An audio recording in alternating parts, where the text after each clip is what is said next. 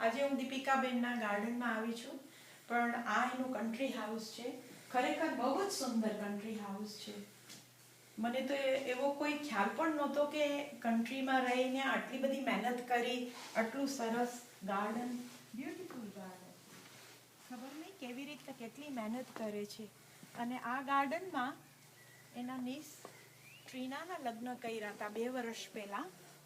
અને કેટલું માણસ અહીંયા હતું, કેટલી ફેસિલિટી કરી હતી. ખરેખર હું તમને બહુ જ એપ્રિશિએટ કરું છું કે તમે આટલું કામ કરી શકો છો.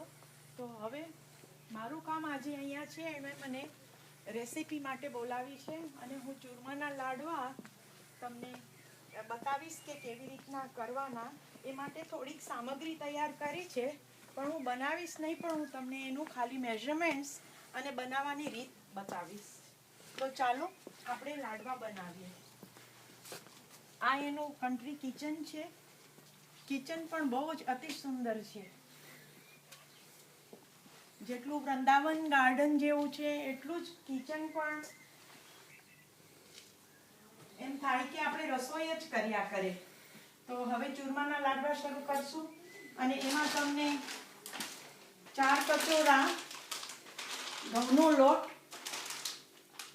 થોડીક જ અડધું કચોરું સોજી અને પોણું કચોરું ભરાય એટલો ગોળ જોઈએ તમને, અને 1 કચોરું ઘી.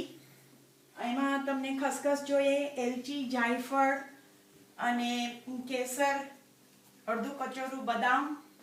અને પહેલાં આ લોટમાં સોજી નાખી, ઘીનું થોડુંક મોણ નાખવાનું અને દૂધથી બાંધવાનો કઠણ. પછી તેલમાં તળવાના. પહેલાંના જમાનામાં આપણે ઘીમાં તળતા, કોલેસ્ટ્રોલ હાઈને લીધે થઈને હવે તેલમાં જ કરીએ. સનફ્લાવર ઓઇલમાં બહુ સરસ રહે છે.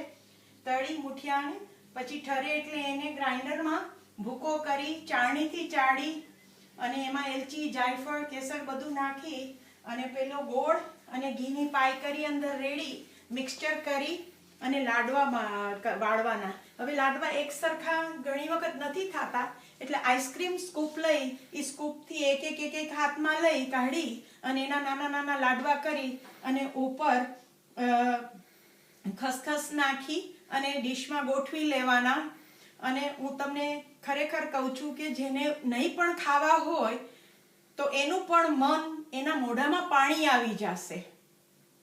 Thank you very much.